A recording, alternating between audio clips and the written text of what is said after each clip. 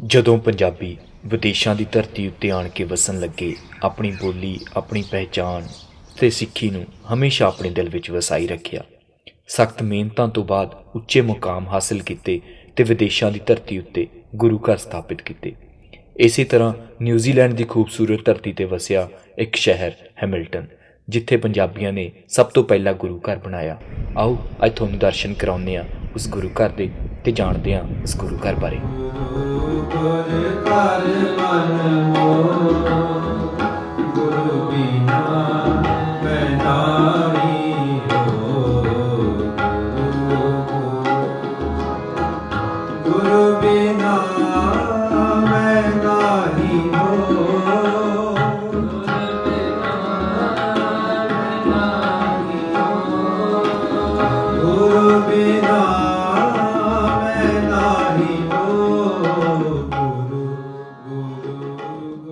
ਵਾਹਿਗੁਰੂ ਜੀ ਕਾ ਖਾਲਸਾ, ਵਾਹਿਗੁਰੂ ਜੀ ਕੀ ਫਤਿਹ।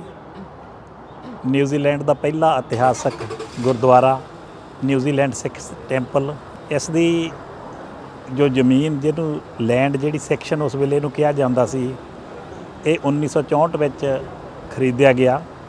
ਨਿਊਜ਼ੀਲੈਂਡ ਸਿੱਖ ਸੁਸਾਇਟੀ ਪਹਿਲਾਂ ਹੀ ਰਜਿਸਟਰਡ ਕਰਾਈ ਹੋਈ ਸੀ। ਨਿਊਜ਼ੀਲੈਂਡ ਸਿੱਖ ਸੁਸਾਇਟੀ ਹੈਮਿਲਟਨ ਸਭ ਤੋਂ ਪਹਿਲੀ ਨਿਊਜ਼ੀਲੈਂਡ ਦੇ ਵਿੱਚ ਸੁਸਾਇਟੀ ਹੈ ਜੋ ਧਾਰਮਿਕ ਤੌਰ 'ਤੇ ਰਜਿਸਟਰਡ ਕਰਾਈ ਗਈ। 1964 ਦੇ ਵਿੱਚ ਇਹ ਜ਼ਮੀਨ ਖਰੀਦੀ ਗਈ। ਉਹਨਾਂ ਦਿਨਾਂ ਵਿੱਚ ਕੁਝ ਕੁ ਪੰਜਾਬੀ ਫੈਮਲੀਆਂ ਹੋਣ ਕਰਕੇ ਇੰਨਾ ਪੈਸਾ ਨਹੀਂ ਹੋਇਆ ਕਰਦਾ ਸੀ। ਫਿਰ 10 ਕੁ ਸਾਲ ਗਰਾਈ ਢਾਲ ਇਕੱਠੀ ਕੀਤੀ ਗਈ, ਜਿਸ ਨੂੰ ਆਪਾਂ ਪੰਜਾਬੀ ਢਾਲ ਕਹਿੰਦੇ ਆ, ਉਹ ਇਕੱਠੀ ਕੀਤੀ ਗਈ ਅਤੇ ਇਸ ਬਿਲਡਿੰਗ ਦਾ ਕੰਮ ਫਿਰ 1975 ਵਿੱਚ ਸ਼ੁਰੂ ਕੀਤਾ ਗਿਆ। ਦੇ ਬਾਵਜੂਦ ਮੀਟਿੰਗਾਂ, ਇਸ 10 ਸਾਲਾਂ ਦੇ ਬਾਵਜੂਦ ਮੀਟਿੰਗਾਂ ਨਿਊਜ਼ੀਲੈਂਡ ਸਿੱਖ ਸੁਸਾਇਟੀ ਦੀਆਂ ਚੱਲਦੀਆਂ ਰਹੀਆਂ। ਹੋਲਾਂ ਦੇ ਵਿੱਚ, ਗੋਲਡਨ ਹੋਲ ਦੇ ਵਿੱਚ, ਵੱਖਰੇ ਵੱਖਰੇ ਥਾਂ 'ਤੇ ਜਿੱਥੇ ਜਿੱਥੇ ਪੰਜਾਬੀ ਵਸੇ ਹੋਏ ਸਨ। 1975 ਦੇ ਵਿੱਚ ਫਿਰ ਇਸ ਦੀ ਉਸਾਰੀ ਸ਼ੁਰੂ ਕੀਤੀ ਗਈ ਅਤੇ ਇਸ ਦੀ ਓਪਨਿੰਗ 3 ਅਕਤੂਬਰ 1976 ਨੂੰ ਕੀਤੀ ਗਈ। ਗ੍ਰੈਂਡ ਓਪਨਿੰਗ ਕੀਤੀ ਗਈ। ਉਸ ਵੇਲੇ ਅਖਬਾਰਾਂ ਵਿੱਚ ਵੀ ਆਏ। ਵਾਈਕਾਟੋ ਟਾਈਮ ਜੋ ਉਸ ਵੇਲੇ ਦਾ ਪ੍ਰਸਿੱਧ ਅਖਬਾਰ ਸੀ, ਵਿੱਚ ਇਸ ਦੀਆਂ ਫੋਟੋਆਂ ਆਈਆਂ ਅਤੇ ਬਹੁਤ ਹੀ ਦਾਨੀ ਪੁਰਸ਼ ਉਸ ਵੇਲੇ, ਜਿਨ੍ਹਾਂ ਦੇ ਨਾਂ ਅੰਦਰ ਲੱਗੇ ਹੋਏ ਹਨ।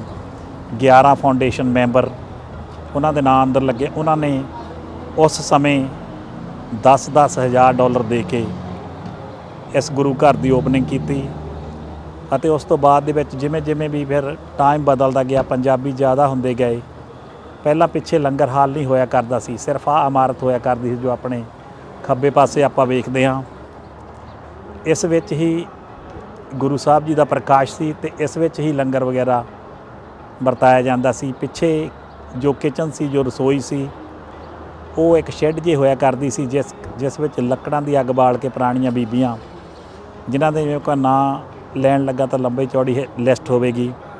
ਬੀਬੀ ਤੇਜ ਕੌਰ, ਹਰਬੰਸ ਕੌਰ ਰੰਧਾਵਾ, ਕਮਲਜੀਤ ਕੌਰ ਰਾਣਾ, ਬੀਬੀ ਮਿੰਦੋ, ਇਕਬਾਲ ਕੌਰ ਕੰਗ, ਬੀਬੀ ਮੀਤੋ ਅਤੇ ਹੋਰ ਕੁਝ ਕੁ ਬੀਬੀਆਂ, ਜਿਨ੍ਹਾਂ ਨੇ ਇਸ ਘਰ ਵਿੱਚ ਸਭ ਤੋਂ ਪਹਿਲਾਂ ਲੰਗਰ ਤਿਆਰ ਕੀਤੇ ਅਤੇ ਲੰਗਰਾਂ ਦੀ ਸੇਵਾ ਕੀਤੀ। ਲੱਕੜਾਂ ਦੀ ਅੱਗ 'ਤੇ ਲੰਗਰ ਬਣਾ ਕੇ ਸੰਗਤ ਨੂੰ ਛਕਾਇਆ ਅਤੇ ਉਸ ਤੋਂ ਬਾਅਦ ਜਿਸ ਤਰ੍ਹਾਂ ਸਮਾਂ ਬਦਲਿਆ, ਮਗਰੋਂ ਫਿਰ ਪਿੱਛੇ ਇਮਾਰਤ ਇਹ ਛੱਤੀ ਗਈ ਅਤੇ ਕਿਚਨ ਬਣਾਈ ਗਈ ਅਤੇ ਗੁਰਦੁਆਰੇ ਦੀ ਫਿਰ ਅੱਗੇ ਤੋਂ ਅੱਗੇ ਉਸਾਰੀ ਚੱਲਦੀ ਗਈ। ਉਸ ਤੋਂ ਬਾਅਦ ਜੋ ਵੀ ਹੈ ਕਮੇਟੀਆਂ ਵੀ, ਫਿਰ ਬਾਅਦ ਦੇ ਵਿੱਚ ਕਮੇਟੀ ਬਣੀ, ਜਿਨ੍ਹਾਂ ਦੇ ਪ੍ਰਧਾਨ ਮੇਰੇ ਸੱਜੇ ਪਾਸੇ ਖੜ੍ਹੇ ਕੇਵਲ ਸਿੰਘ ਜੀ ਰਾਣਾ। ਇਹਨਾਂ ਨੇ ਤਕਰੀਬਨ 18-20 ਸਾਲ ਇਸ ਗੁਰੂ ਘਰ ਦੀ ਸੇਵਾ ਕੀਤੀ, ਪ੍ਰਧਾਨਗੀ ਕੀਤੀ, ਸੇਵਾ ਕੀਤੀ। ਆਪਣੇ ਟਾਈਮ ਦੇ ਵਿੱਚ ਬੜੇ ਹੀ ਤਤਪਰ ਰਹੇ। ਕਈ ਵਾਰੀ ਇਹਨਾਂ ਢਾਲਾਂ ਇਕੱਠੀਆਂ ਕੀਤੀਆਂ। ਉਸ ਤੋਂ ਬਾਅਦ ਫਿਰ ਜਿਸ ਤਰ੍ਹਾਂ ਕਹਿੰਦੇ ਸਮਾਂ ਇੱਕੋ ਜਿਹਾ ਨਹੀਂ ਰਹਿੰਦਾ, ਸਮਾਂ ਬਦਲਿਆ। ਉਸ ਤੋਂ ਬਾਅਦ ਜੁਗਰਾਜ ਸਿੰਘ ਜੀ ਗੁਰਦੁਆਰੇ ਦੇ ਸੈਕਟਰੀ ਰਹੇ। ਇਹਨਾਂ ਦੇ ਨਾਲ ਮੋਹਨ ਸਿੰਘ ਅੜਕ, ਜੋ ਇਸ ਵੇਲੇ ਇਸ ਦੁਨੀਆ ਵਿੱਚ ਨਹੀਂ ਹਨ, ਉਹ ਇਸ ਗੁਰਦੁਆਰੇ ਦੇ ਪ੍ਰਧਾਨ ਰਹੇ। ਸਮੇਂ ਸਮੇਂ 'ਤੇ ਜਿਨ੍ਹਾਂ ਨੇ ਵੀ ਪ੍ਰਧਾਨਗੀ ਕੀਤੀ, ਉਹਨਾਂ ਨੇ ਸੇਵਾ ਸਮਝ ਕੇ ਕੀਤੀ ਅਤੇ ਇਸ ਗੁਰੂ ਘਰ ਨੂੰ ਬਹੁਤ ਅੱਗੇ ਲਗਾਏ। ਕਿਉਂਕਿ ਨਿਊਜ਼ੀਲੈਂਡ ਦੇ ਵਿੱਚ ਇੱਕੋ ਇੱਕ ਗੁਰਦੁਆਰਾ ਹੋਇਆ ਕਰਦਾ ਸੀ ਉਸ ਵੇਲੇ, ਅਤੇ ਸੰਗਤਾਂ ਹੇਸਟਿੰਗ, ਵੈਲਿੰਗਟਨ, ਓਕਲੈਂਡ ਦੂਰੋਂ ਦੂਰੋਂ ਚੱਲ ਕੇ ਇੱਥੇ ਆਉਂਦੀਆਂ ਸਨ। ਜਦੋਂ ਇਹ ਲੰਗਰ ਹੋਲ ਬਣਿਆ ਅੰਕਲ ਦੌਲਤ ਸਿੰਘ ਬਿੰਦਰਾ, ਜਵਾਲਾ ਸਿੰਘ ਭੁੱਖੀ ਕੂਈ ਤੋਂ, ਅਤੇ ਹੋਰ ਸਿਰਫ 2-4 ਬੰਦਿਆਂ ਨੇ ਹੀ ਇਹ ਕਹਿ ਦਿੱਤਾ ਕਿ ਅਸੀਂ ਇਸ ਦੀਆਂ ਇੱਟਾਂ ਲਾਵਾਂਗੇ, ਅਸੀਂ ਇਸ ਦੀ ਛੱਤ ਪਵਾਵਾਂਗੇ। ਸੋ ਸਾਰੀ ਸੇਵਾ ਉਹਨਾਂ ਨੇ ਹੀ ਲੈ ਲਈ। ਇਹੋ ਜਿਹਾ ਜਜ਼ਬਾ ਉਹਨਾਂ ਪੁਰਾਤਨ ਬੰਦਿਆਂ ਵਿੱਚ ਹੋਇਆ ਕਰਦਾ ਸੀ। ਇੱਕ ਗੱਲ ਮੈਂ ਜ਼ਰੂਰ ਕਹਿੰਦਾ ਹੁੰਦਾ, ਹੁਣ ਵੀ ਵਰਣਨ ਕਰਦਾ, ਕਿ ਉਹ ਬੰਦੇ ਭਾਵੇਂ ਸਾਡੇ ਵਾਂਗ ਦਾੜਿਆਂ ਤੌਰ 'ਤੇ ਸਿੱਖ ਨਹੀਂ ਸਨ, ਪਰ ਅੰਦਰੋਂ ਸਿੱਖੀ ਨਾਲ ਜੁੜੇ ਹੋਏ ਸਨ, ਅਤੇ ਜੋ ਪੰਜਾਬੀ ਕਮਿਊਨਿਟੀ ਦੀ ਸੇਵਾ ਕਰਨ ਦਾ ਜਜ਼ਬਾ ਉਹਨਾਂ ਦੇ ਵਿੱਚ ਸਦਾ ਰਿਹਾ, ਅਤੇ ਅਖੀਰਲੇ ਦਮਾਂ ਤੱਕ ਉਹ ਕਰਦੇ ਰਹੇ। ਜਿਨ੍ਹਾਂ ਵਿੱਚ ਮੋਹਨਪਾਲ ਸਿੰਘ ਜੀ ਬਾਠ, ਇਹਨਾਂ ਦੇ ਫਾਦਰ ਇਨ ਲੋ ਜਵਾਲਾ ਸਿੰਘ ਜੀ, ਕੇਵਲ ਸਿੰਘ ਰਾਣਾ, ਦੌਲਤ ਸਿੰਘ ਬਿੰਦਰਾ, ਬਲਦੇਵ ਸਿੰਘ ਧਾਮੀ, ਜੋ ਅੱਜ ਵੀ ਸਾਡੇ ਵਾਈਸ ਪ੍ਰਧਾਨ ਹਨ ਗੁਰੂ ਘਰ ਦੇ। ਬਾਕੀ ਹੋਰ ਇਕਬਾਲ ਸਿੰਘ ਸੰਧੂ, ਜੋ ਕੈਸ਼ੀਅਰ ਗੁਰੂ ਘਰ ਦੇ, ਉਹ ਇੱਥੇ ਨਹੀਂ ਹਨ, ਤਕਰੀਬਨ 20-25 ਸਾਲ ਤੋਂ ਸਾਡੇ ਨਾਲ ਵੀ ਸੀਨੀਅਰ ਹਨ, ਕੈਸ਼ੀਅਰ ਦੀ ਸੇਵਾ ਨਿਭਾ ਰਹੇ ਹਨ। ਭਾਜੀ ਸਰਦੂਲ ਸਿੰਘ ਬੈਂਸ ਤਾਂ ਸਾਡੇ ਜਨਮ ਤੋਂ ਪਹਿਲਾਂ ਦੇ ਇਸ ਗੁਰੂ ਘਰ ਨਾਲ ਜੁੜੇ ਹੋਏ ਹਨ। ਮਾਸਟਰ ਜਰਨੈਲ ਸਿੰਘ ਜੀ, ਜੋ ਮੇਰੇ ਪਿੱਛੇ ਖੜ੍ਹੇ ਹਨ, ਤਕਰੀਬਨ 1977 ਤੋਂ ਇਹ ਵੀ ਇਸ ਗੁਰੂ ਘਰ ਵਿੱਚ ਇੱਥੇ ਨਾਲ ਹੀ ਜੁੜੇ ਹੋਏ ਹਨ। ਸੋ ਕਾਫੀ ਸੰਗਤਾਂ ਦੇ ਸਹਿਯੋਗ ਨਾਲ ਇਹ ਗੁਰੂ ਘਰ ਇੱਥੇ ਤੱਕ ਪਹੁੰਚਿਆ ਹੈ। ਅਤੇ ਹੁਣ ਜੋ ਅੱਗੇ ਦੀ ਡਿਵੈਲਪਮੈਂਟ ਹੋਈ ਹੈ, ਮੈਂ ਚਾਹੁੰਦਾ ਜੁਗਰਾਜ ਸਿੰਘ ਦੱਸਣ, 5 ਮਿੰਟ ਵਾਸਤੇ ਜੁਗਰਾਜ ਸਿੰਘ ਦੱਸਣਗੇ। ਅਤੇ ਇੰਨੀਆਂ ਕੁ ਬੇਨਤੀ ਹੈ ਪ੍ਰਵਾਨ। ਵਾਹਿਗੁਰੂ ਜੀ ਕਾ ਖਾਲਸਾ, ਵਾਹਿਗੁਰੂ ਜੀ ਕੀ ਫਤਿਹ। ਵਾਹਿਗੁਰੂ ਜੀ ਕਾ ਖਾਲਸਾ, ਵਾਹਿਗੁਰੂ ਜੀ ਕੀ ਫਤਿਹ। ਇਸ ਤੋਂ ਪਹਿਲਾਂ ਰਵਿੰਦਰ ਸਿੰਘ ਜੀ ਸਮਰਾ ਹੁਣਾਂ ਨੇ ਸ਼ੁਰੂਆਤ ਤੋਂ ਦੱਸਿਆ ਕਿ ਗੁਰੂ ਘਰ ਕਿੰਨਾ ਮੁਸ਼ਕਲਾਂ ਦੇ ਵਿੱਚ ਉਸ ਟਾਈਮ ਜਿਹੜੀ ਸਾਡੀ ਕਮਿਊਨਿਟੀ ਸੀ, ਉਹਨਾਂ ਨੇ ਕਿੰਨਾ ਮੁਸ਼ਕਲਾਂ ਦੇ ਵਿੱਚ ਇਸ ਗੁਰੂ ਘਰ ਨੂੰ ਬਣਾਇਆ। ਔਰ ਉਸ ਟਾਈਮ ਸਾਡੀ ਗਿਣਤੀ ਬੜੀ ਥੋੜ੍ਹੀ ਸੀਗੀ, ਔਰ ਉਸ ਟਾਈਮ ਅਸੀਂ ਆਪਣੇ ਜਿਹੜੇ ਸਾਡੀਆਂ ਨਿੱਜੀ ਮੁਸ਼ਕਲਾਂ ਸੀਗੀਆਂ, ਉਹਨਾਂ ਦੇ ਵਿੱਚੋਂ ਲੋਕ ਗੁਜ਼ਰ ਰਹੇ ਸੀ। ਫਿਰ ਵੀ ਗੁਰੂ ਘਰ ਨੂੰ ਬਣਾਉਣਾ ਉਸ ਟਾਈਮ ਬੜਾ ਮੁਸ਼ਕਿਲ ਸੀਗਾ। ਔਰ ਉਸ ਤੋਂ ਬਾਅਦ ਜਿਹੜੀ ਸਥਾਪਨਾ ਹੋ ਗਈ, ਉਸ ਤੋਂ ਬਾਅਦ ਸਾਡੀ ਜਿੱਦਾਂ ਮਾਈਗ੍ਰੇਸ਼ਨ ਵੱਧਦੀ ਗਈ, ਉਸ ਦੇ ਨਾਲ ਕਮਿਊਨਿਟੀ ਦੇ ਵਿੱਚ ਫੰਡਸ ਵੀ ਆਉਣੇ ਸ਼ੁਰੂ ਹੋ ਗਏ, ਹੋਰ ਗੁਰੂ ਘਰਾਂ ਦੀ ਸਥਾਪਨਾ ਹੋਣੀ ਸ਼ੁਰੂ ਹੋਈ।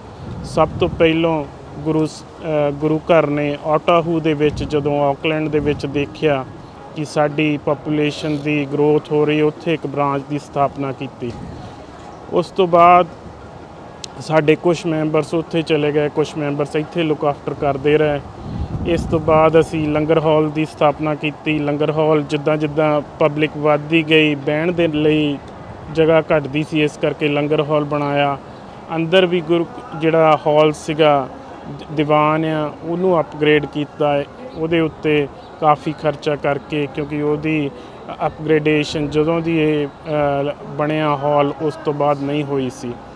ਔਰ ਅੰਦਰ ਵੀ ਜਿਸ ਤਰ੍ਹਾਂ ਪੰਜਾਬੀ ਸਕੂਲ ਚੱਲ ਰਿਹਾ, ਰੈਗੂਲਰ ਟੀਚਰ ਆ, ਹੁਣ ਸਾਡੇ ਕੋਲ ਬੱਚਿਆਂ ਦੀ ਗਿਣਤੀ ਵੀ ਦਿਨੋਂ ਦਿਨ ਵੱਧਦੀ ਜਾ ਰਹੀ ਆ।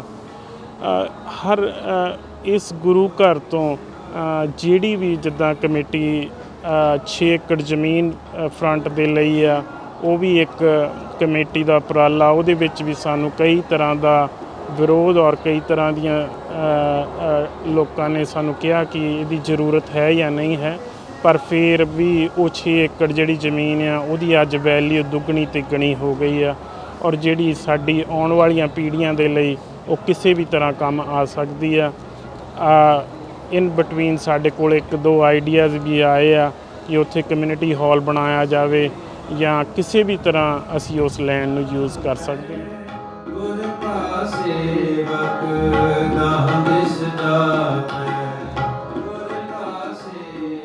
ਹੁਣ ਯੁਵਰਾਜ ਸਿੰਘ ਹੁਣਾਂ ਤੋਂ ਸੁਣਦੇ ਹਾਂ ਕਿੱਦਾਂ ਉਹਨਾਂ ਦਾ ਇਸ ਗੁਰੂ ਘਰ ਨਾਲ ਰਿਸ਼ਤਾ ਜੁੜਿਆ।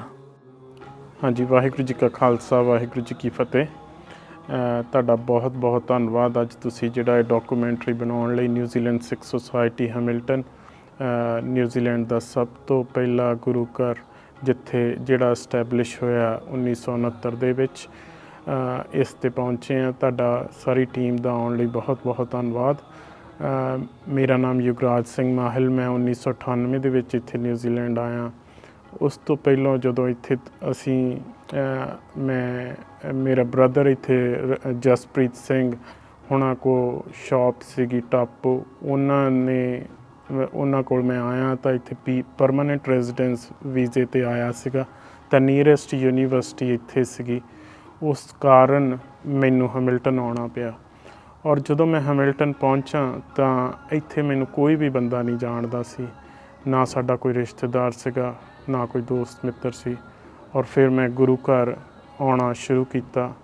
ਔਰ ਇੱਥੇ ਆ ਕੇ ਜਦੋਂ ਆਉਣਾ, ਸੰਡੇ ਨੂੰ ਆਉਣਾ, ਬੜਾ ਚੰਗਾ ਫੀਲ ਹੁੰਦਾ ਸੀ। ਆਪਣੀ ਕਮਿਊਨਿਟੀ, ਆਪਣੇ ਲੋਕ, ਆਪਣੇ ਲੋਕਾਂ ਨੂੰ ਜਦੋਂ ਦੇਖਣਾ, ਕਿਉਂਕਿ ਜਦੋਂ ਬਾਹਰ ਜਾਂਦੇ ਸੀਗੇ, ਯੂਨੀਵਰਸਿਟੀ ਜਾਣਾ ਜਾਂ ਕਿਤੇ ਵੀ ਬਾਹਰ ਜਾਣਾ, ਮਾਰਕੀਟ 'ਚ ਗੋਰੇ ਹੀ ਗੋਰੇ ਨਜ਼ਰ ਆਉਂਦੇ ਸੀ ਔਰ ਬੜਾ ਮਨ ਉਦਾਸ ਰਹਿੰਦਾ ਸੀ। ਇਕੱਲੇ ਸੀ ਮੈਂ ਔਰ ਮੇਰੀ ਵਾਈਫ ਆਏ ਸੀ, ਯੰਗ ਸੀਗੇ ਉਦੋਂ।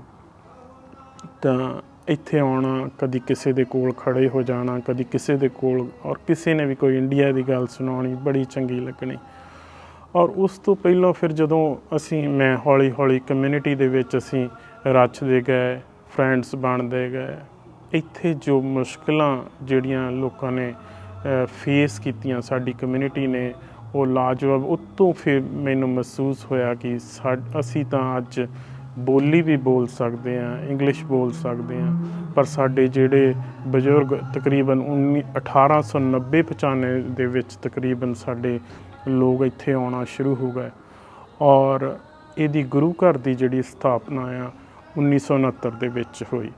ਅੱਛਾ, ਉਸ ਟਾਈਮ ਦਾ ਜਿਹੜਾ ਇਨ ਬਿਟਵੀਨ ਤਕਰੀਬਨ 70 ਸਾਲ ਦਾ ਜਿਹੜਾ ਅਰਸਾ ਆ, ਉਸ ਦੇ ਵਿੱਚ ਜਿਹੜੀ 1947 ਦੇ ਗੇੜ, ਜਿਹੜੀ ਉਹ ਪੀਰੀਅਡ ਸੀਗਾ 1900 ਤੋਂ ਲੈ ਕੇ 1947-50 ਤੱਕ, ਉਸ ਟਾਈਮ ਮਾਈਗ੍ਰੇਸ਼ਨ ਇੱਥੇ ਬਹੁਤ ਘੱਟ ਹੋਈ। ਉਦੋਂ ਲੋਕਾਂ, ਮਿਸਿਸ ਨੂੰ ਵੀ ਆਉਣਾ ਕੁਛ ਪੀਰੀਅਡ ਦੇ ਵਿੱਚ, ਬੱਚਿਆਂ ਨੂੰ ਆਉਣਾ ਵੀ ਇੱਥੇ ਅਲਾਉਡ ਨਹੀਂ ਸੀਗਾ।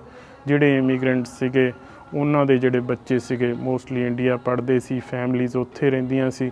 ਔਰ ਲੋਕਾਂ ਦਾ ਜਿਹੜਾ ਮਕਸਦ ਸੀਗਾ, ਕਮਿਊਨਿਟੀ ਦਾ ਮਕਸਦ ਸੀ ਪੈਸੇ ਕਮਾ ਕੇ ਪਿੱਛੇ ਭੇਜਣਾ, ਜਾਂ ਔਰ ਐਜੂਕੇਸ਼ਨ ਹੋਣ ਦੇ ਨਾਲ ਨਾ ਹੋਣ ਕਰਕੇ ਜੋ ਅਸੀਂ ਅੱਜ ਵੀ ਜਿਹੜਾ ਸਾਡਾ ਜੀਣ ਦਾ ਤਰੀਕਾ ਆ, ਜੋ ਅਸੀਂ ਸਾਡੇ ਮਾਂ-ਬਾਪ ਤੋਂ ਜਿਹੜੀ ਅਸੀਂ ਜਿਸ ਪ੍ਰੋਫੈਸ਼ਨ ਦੇ ਵਿੱਚ ਹੁੰਦੇ ਆ, ਜਿੱਦਾਂ ਦਾ ਵੀ ਉਹ ਕੰਮ ਕਰਦੇ ਆ, ਉਹ ਸਾਨੂੰ ਇਨਹੈਰੀਟਡ ਹੁੰਦਾ, ਉਹ ਸਾਨੂੰ ਆ ਜਾਂਦਾ।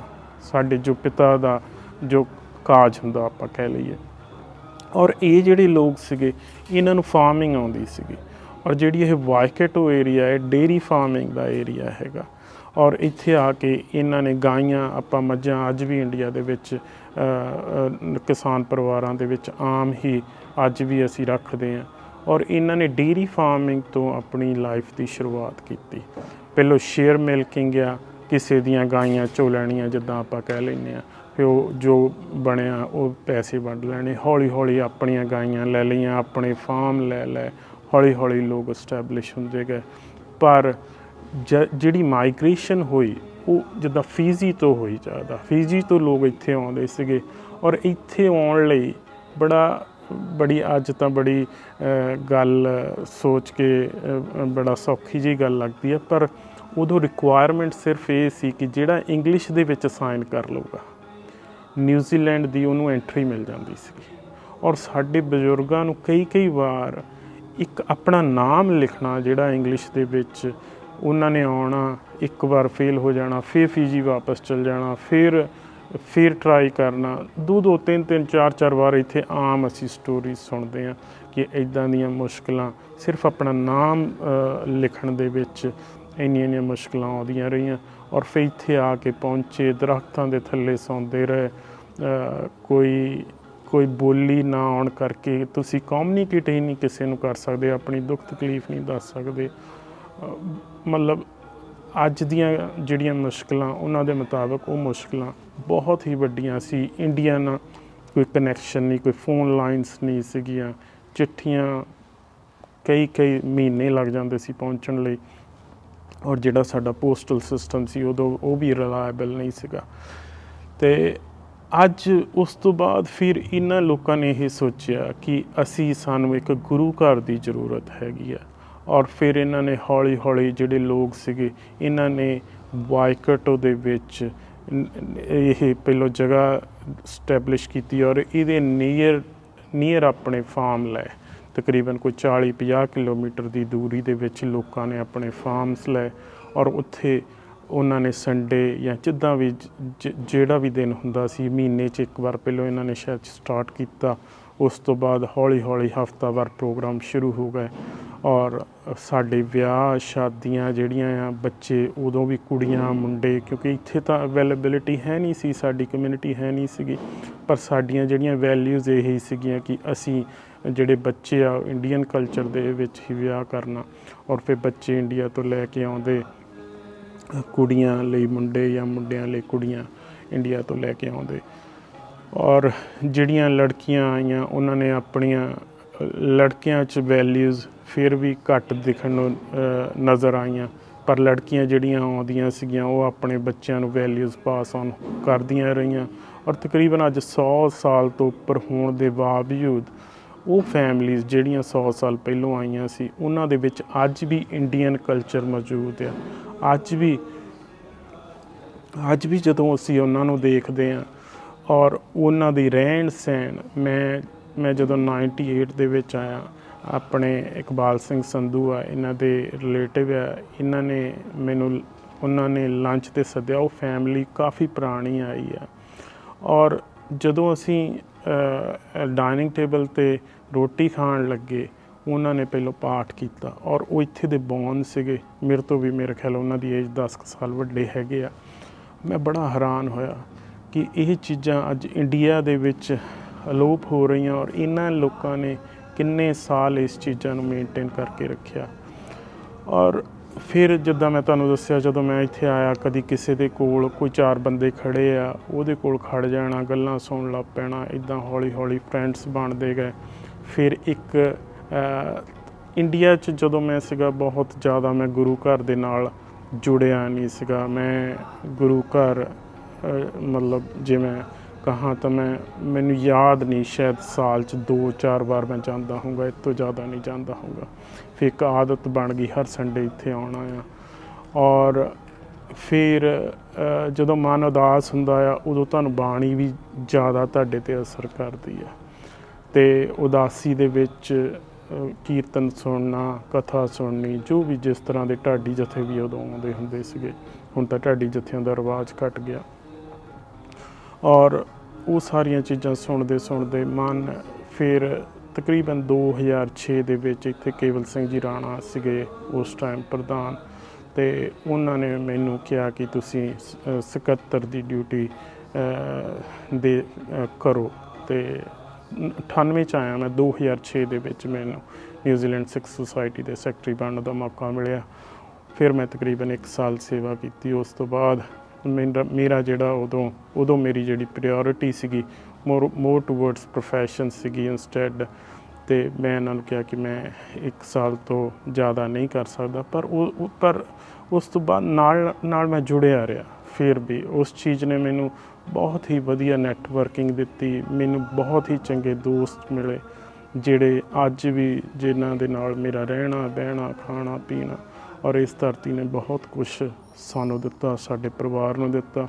ਮੇਰਾ ਛੋਟਾ ਬ੍ਰਦਰ ਸ਼ਿਵਰਾਜ ਵੀ ਇੱਥੇ ਹੀ ਆ, ਵੱਡੇ ਬ੍ਰਦਰ ਜਿਨ੍ਹਾਂ ਦੀ ਸੋਚ ਦੇ ਕਰਕੇ ਜਸਪ੍ਰੀਤ ਸਿੰਘ, ਉਹਨਾਂ ਦੀ ਸੋਚ ਕਰਕੇ ਉਹ 92 ਦੇ ਵਿੱਚ ਆਏ, ਉਹਨਾਂ ਦੀ ਸੋਚ ਕਰਕੇ ਮੈਂ ਇੱਥੇ ਆਇਆ 98 ਦੇ ਵਿੱਚ। ਇਹ ਸੀਗਾ ਥੋੜ੍ਹਾ ਜਿਹਾ ਮੈਂ ਆਪਣੇ ਆਪ ਨੂੰ ਦੱਸਣ ਦੀ ਕੋਸ਼ਿਸ਼ ਕੀਤੀ। ਅੱਜ ਵੀ ਜਦੋਂ ਸਟੂਡੈਂਟਸ ਆ ਅਸੀਂ ਉਹਨਾਂ ਦੇ ਨਾਲ ਗੱਲਬਾਤ ਕਰਦੇ ਹਾਂ, ਯੂਥ ਸਾਡਾ ਆ ਰਿਹਾ, ਅੱਜ ਤਾਂ ਬਹੁਤ ਮੁਸ਼ਕਿਲਾਂ ਘੱਟ ਆ। ਜੋ ਸਾਡੇ ਬਜ਼ੁਰਗਾਂ ਨੇ ਜਿਹੜੀਆਂ ਮੁਸ਼ਕਿਲਾਂ ਝੱਲੀਆਂ ਉਹ ਬਹੁਤ ਹੀ ਔਖੀਆਂ, ਔਰ ਇਸ ਗੁਰੂ ਘਰ ਨੂੰ ਸਥਾਪਿਤ ਕਰਨਾ ਜਿਹੜਾ ਅੱਜ ਸਾਡੇ ਲਈ ਕੰਮ ਆ ਰਿਹਾ। ਸਾਡੇ ਕੋਲ 6 ਏਕੜ ਜ਼ਮੀਨ ਆ ਜਿਹੜੀ ਸਾਡੇ ਕੋਲ, ਜੋ ਸਾਨੂੰ ਲੱਗ ਰਿਹਾ ਕਿ ਸਾਡੇ ਕੋਲ ਵਿਦ ਦ ਨੈਕਸਟ 20 ਈਅਰਸ ਸ਼ਾਇਦ ਉਹ ਯੂਜ਼ ਨਹੀਂ ਕਰ ਹੋ, ਪਰ ਉਹ ਜਿਹੜੀ ਲੈਂਡ ਆ ਉਹ ਨੈਕਸਟ ਜਨਰੇਸ਼ਨ ਯੂਜ਼ ਕਰੂਗੀ। ਚਾਹੇ ਉੱਥੇ ਕਮਿਊਨਿਟੀ ਹਾਲ ਬਣਾ ਲਓ ਤੁਸੀਂ, ਕਿਸੇ ਵੀ ਤਰ੍ਹਾਂ ਦਾ ਪੈਟਰੋਲ ਪੰਪ, ਸਰਵਿਸ ਸਟੇਸ਼ਨ, ਕੋਈ ਕਿਸੇ ਵੀ ਤਰ੍ਹਾਂ ਦੀ ਕਿਸੇ ਚੀਜ਼ ਲਈ ਉਹ ਯੂਜ਼ ਹੋ ਸਕਦਾ। ਇਹ ਸਾਰੀਆਂ ਗੱਲਾਂ ਜੋ ਮੇਰੇ ਮਨ ਦੇ ਵਿੱਚ ਸੀਗੀਆਂ, ਉਬਾਲੇ ਸੀਗੇ, ਮੈਂ ਤੁਹਾਡੇ ਨਾਲ ਸਾਂਝੇ ਕੀਤੇ ਆ। ਵਾਹਿਗੁਰੂ ਜੀ ਕਾ ਖਾਲਸਾ, ਵਾਹਿਗੁਰੂ ਜੀ ਕੀ ਫਤਿਹ। ਉਮੀਦ ਕਰਦਾ ਕਿ ਤੁਹਾਨੂੰ ਸਾਡਾ ਇਹ ਉਪਰਾਲਾ ਚੰਗਾ ਲੱਗਿਆ ਹੋਵੇਗਾ। ਗੁਰੂ ਫਿਲਮਸ ਦੇ YouTube ਚੈਨਲ ਨੂੰ ਸਬਸਕ੍ਰਾਈਬ ਕਰਨਾ ਨਾ ਭੁੱਲਣਾ। ਮਿਲਦੇ ਹਾਂ ਜੀ ਕਿਸੇ ਹੋਰ ਵੀਡੀਓ ਵਿੱਚ।